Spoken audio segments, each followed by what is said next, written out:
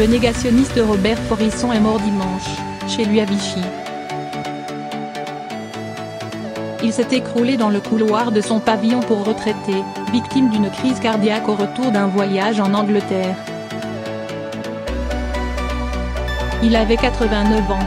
Ce nostalgique de Pétain était connu pour ses thèses remettant en cause l'existence des chambres à gaz et le prétendu génocide des Juifs de la Seconde Guerre mondiale.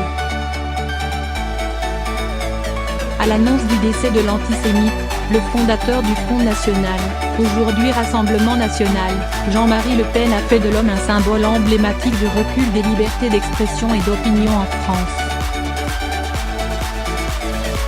Robert Forisson a été condamné à de nombreuses reprises pour négationnisme ou apologie de crimes de guerre. Sa mort intervient 4 jours avant que le tribunal correctionnel de Pucet, à Lille, ne rende un jugement pour contestation de crimes contre l'humanité, dans 3 textes publiés sur son blog en 2013 et 2014. Sa première condamnation date du 8 juillet 1981, bien avant la loi Aguesseau. Forisson sera aussi le premier justiciable français condamné en vertu de celle-ci, pour avoir déclaré qu'Hitler n'a jamais ordonné ni admis que quiconque fût tué en raison de sa race et de sa religion, sa dernière de 2016 pour une interview publiée sur Internet. En 2007, Robert Forisson avait attaqué en diffamation l'ancien garde des Sceaux Robert Badinter, qu'il avait qualifié sur Arte de faussaire de l'histoire. L'homme avait profité de l'occasion pour recracher sa logorée antisémite en public. Parlant de lui à la 3e personne, il avait expliqué que l'Holocauste est une baudruche qu'il faut crever, et ajouté « C'est un bidon fondamental, ce grand martyr de la race juive ».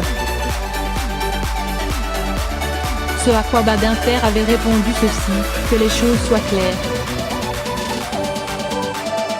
Pour moi, jusqu'à la fin de mes jours, tant que j'aurai un souffle, vous et ceux de votre espèce ne serez jamais que des faussaires de l'histoire la plus tragique.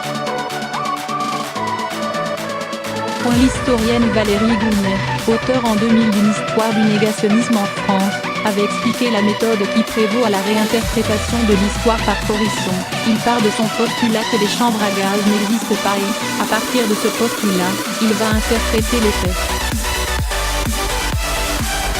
Celle qui lui a consacré un livre en 2012, parle aussi de l'icône d'un menteur professionnel. D'autres raconteront plus tard les méthodes falsificatrices de l'homme qui a usurpé jusqu'à son titre de professeur d'université. Forisson avait été enseignant en lettres à la faculté de Lyon.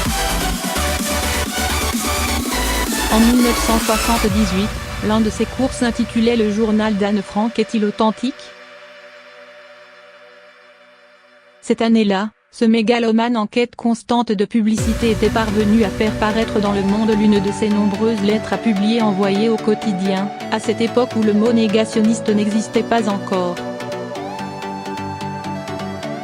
L'inexistence des chambres à gaz est une bonne nouvelle pour la pauvre humanité, écrivait alors Forisson, dans sa tribune aux accents pseudo-scientifiques et titrée « Le problème des chambres à gaz ou la rumeur d'Auschwitz ».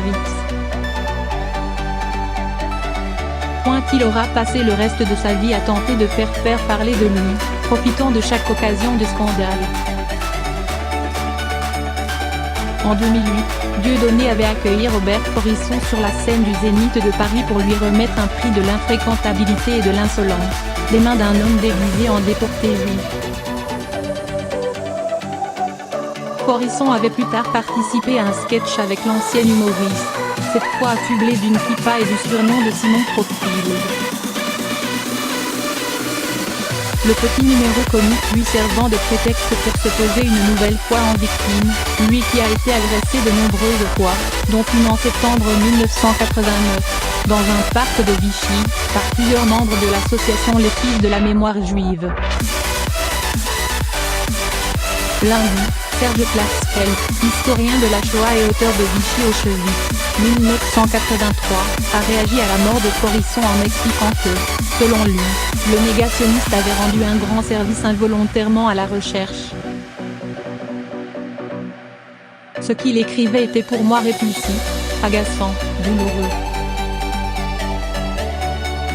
Les négationnistes ont fait comprendre au monde juif et au monde scientifique qu'il fallait un grand travail universitaire à travers le monde occidental pour pouvoir écrire chaque page de la Shoah d'une façon très précise.